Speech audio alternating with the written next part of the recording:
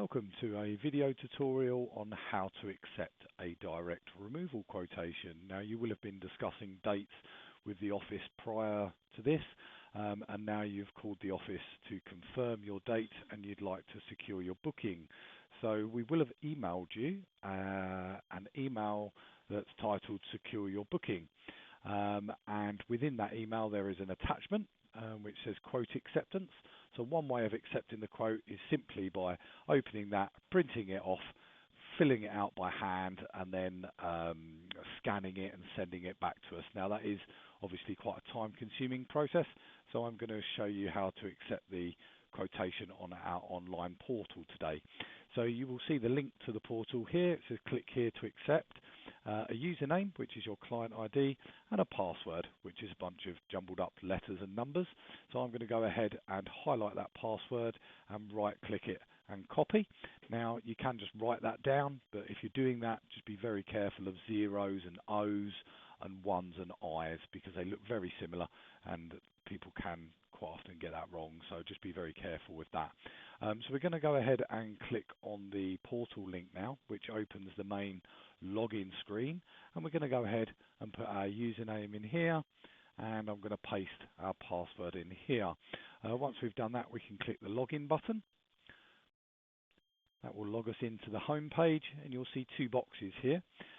We've got quote review and my details. Now to accept a quote, we go to quote review. That opens a page that says quote details, and we just select our quote from the drop down menu here. So we just press the drop down and select our quotation, and you'll see the main quote here: removal charge packed by owner 2, and your address will be sitting here. Now this is a direct price, and it tells us the price here, and this is our main quote, so there's no options not to accept this. We have to accept this, and we would do that by just clicking the next button. The next page is additional services, and that's where you'll see a range of prices that we may have offered you, we may not have done. So if we haven't, this would just be blank.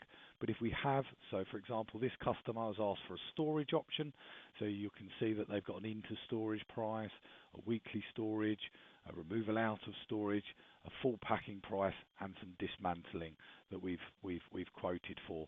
So because we're moving direct, we don't want any of the top three because they all concern storage.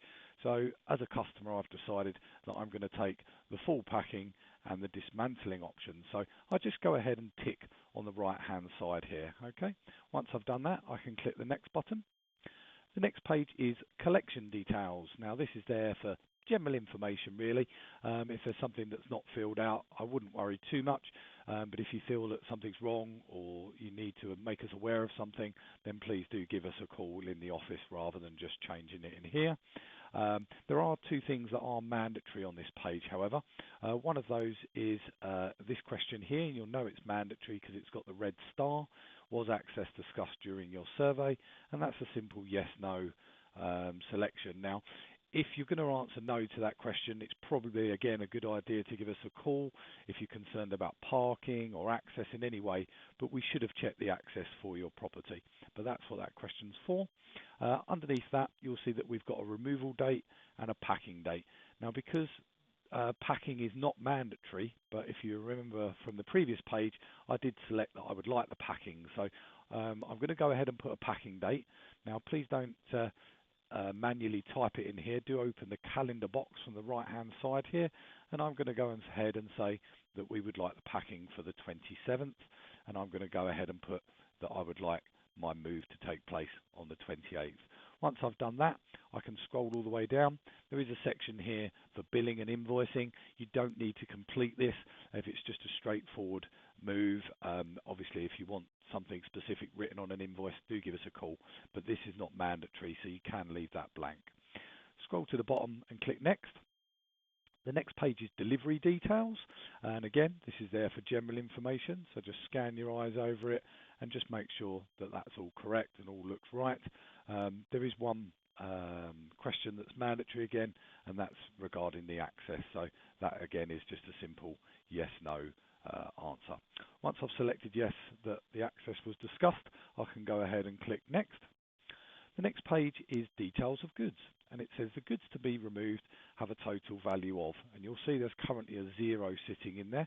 So we need to put an overall value of our items. Now that's a tricky question for some people to answer. It is an approximate value, and if you're not sure, or you don't want to answer the question, or you just want to let us know at a later stage, that's absolutely fine. You can tick on the box that says I do not wish to declare also. Okay. Once you've done one of those two things, you'll be able to continue. If you have values over £100,000, you would need to contact the office to get additional cover. So if you feel that it's over 100, please give us a call. No pound signs or commas in this box, just numbers, if that's okay, please. Once we've done that, we can go ahead and click the next button. So the next page is a summary, it's confirmation, and it gives us the lines that we selected on pages 1 and 2. So there's our direct moving price for £3,000, our full packing, and our dismantling, and it gives us the total down the bottom here. It also asks us for method of payment. Now it doesn't give us a credit card option here. We do take credit card, so if you want to pay on that, just select debit card. You can also select cash or backs, so like a bank transfer.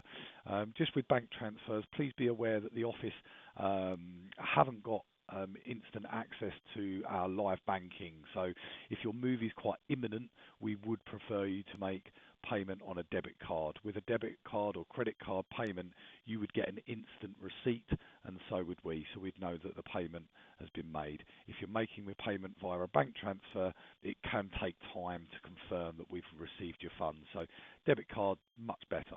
So I'm going to select debit card. Once I've done that, there's just 2 boxes to tick down here that I've understood the supplementary information, cooling off period, and that I agree to the terms and conditions. Once I've done that, I can go ahead and click the submit button.